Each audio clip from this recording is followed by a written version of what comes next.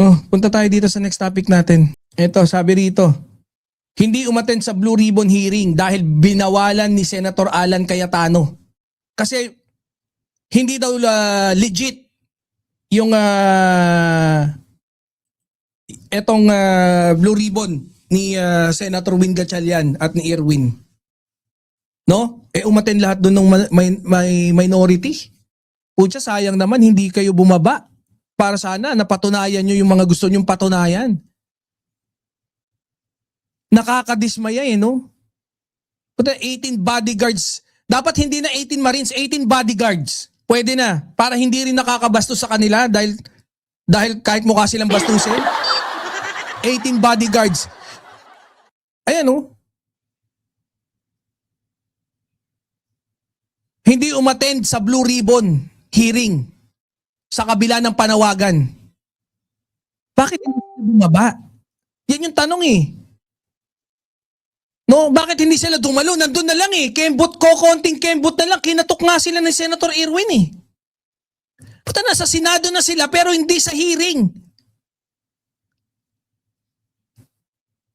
Doon sa pwesto kung saan nagpakita ng titi si Robin Padilla. Hindi pala, sa bahay pala.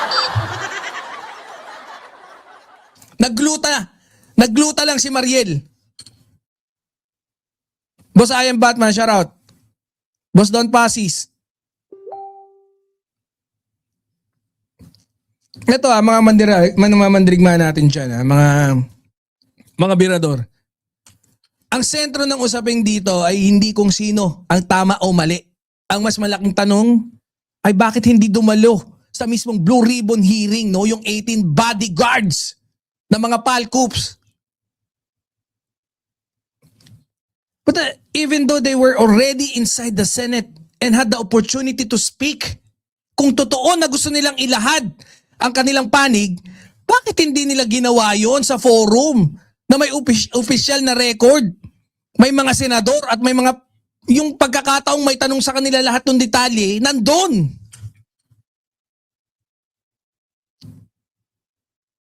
And this is where the most important angles comes in. Not only what they are saying, but why they did not say in the actual hearing where it was supposed to be heard. Doon dapat yung dinidinig.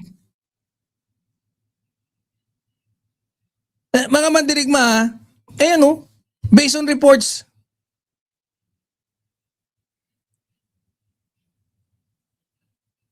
dismayado pati si Senator Erwin Pati lahat. Hindi, actually lahat naman Madaming nadismaya.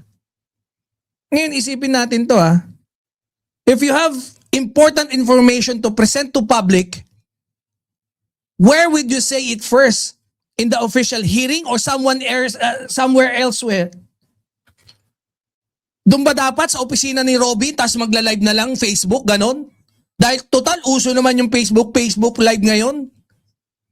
But wait a second, mga kaibigan. No? Sandali lang. Mga senador kayo.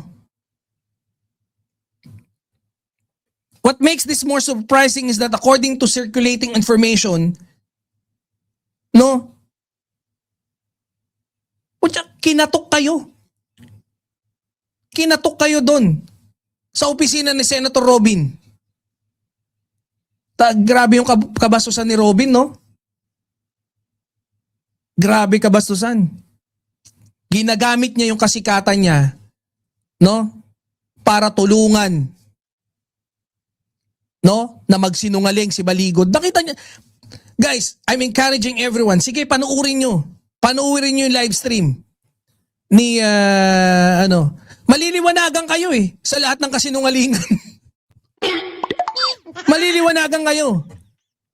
It's like a student arriving at school on exam day, entering the campus, talking in the hallway, but never entering the classroom where he is expected. Wala siyang attendance.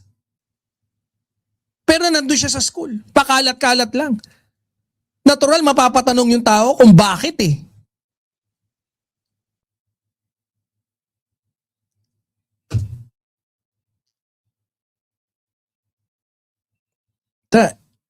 Kasi may payo pa si Alan, no? May paganong-ganong pa. Hindi yan ano, wala kayong protection diyan, wala kayong otorisasyon.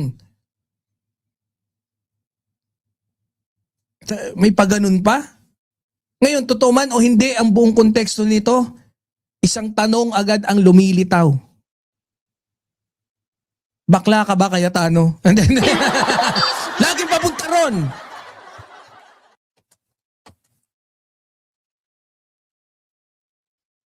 Kasi yun naman yung totoo dapat eh. Kung may seryoso kang aligasyon at gusto mong mailabas, no, yung katotohanan, mas mahalaga ba ang pag-iwas sa hearing o pagharap sa mga tanong? Sa mga tanong ng buhay?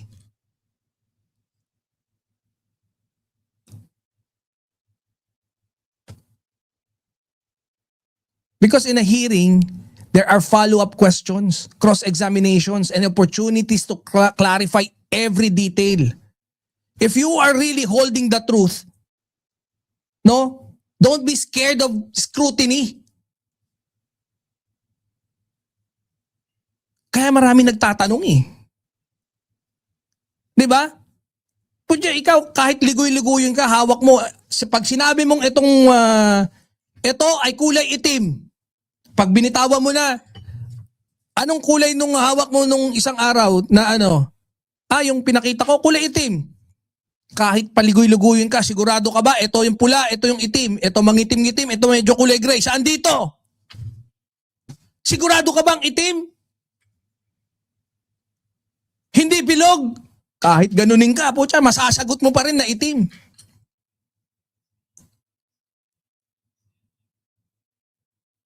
Parang yung sa ano, no? Isang basketball player na gustong ipaliwanag ang isang controversial na play. Pero ayaw humarap sa press conference kung saan siya maririnig, no? Pag tinanong siya ng direkta.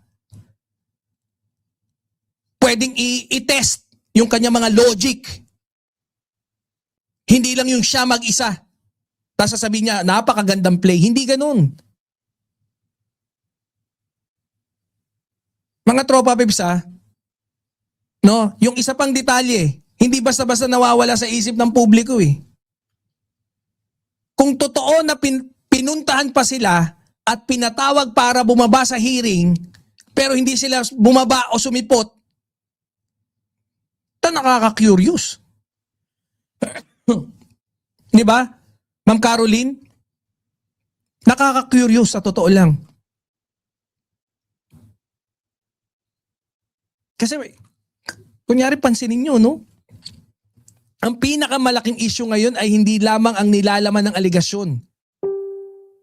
The issue is why it was not presented in the venue where it could be thoroughly examined. Putya, abogado ka pa naman. Baligod, ang sarap mong iuntog. Dito sa kamao ko, pag ano, no? At dito lumalabas yung totoong issue. Talagang gusto nilang itago. No? Gusto nila talagang magtago sa pag-scrutinize sa kanila, sa cross-examination. Natatakot silang testingin yung kanilang mga sinalaysay.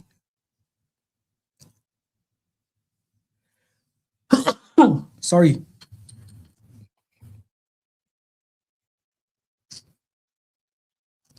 Wala naman tayong magagawa. No? Talagang na, pag nagsisinungaling ka, kasama nun yung takot eh. Kasama nun yung takot.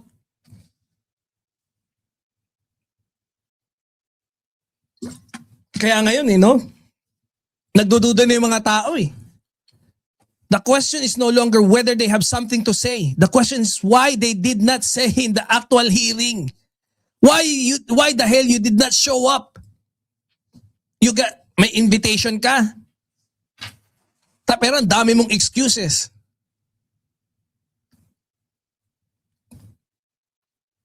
Kaya mga kapatid people may have different sides in this issue. But one thing remains clear.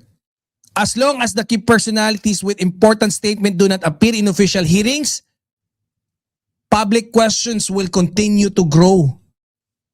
in a democracy, claim alone are not enough. What matters more is the willingness to face questions, answers,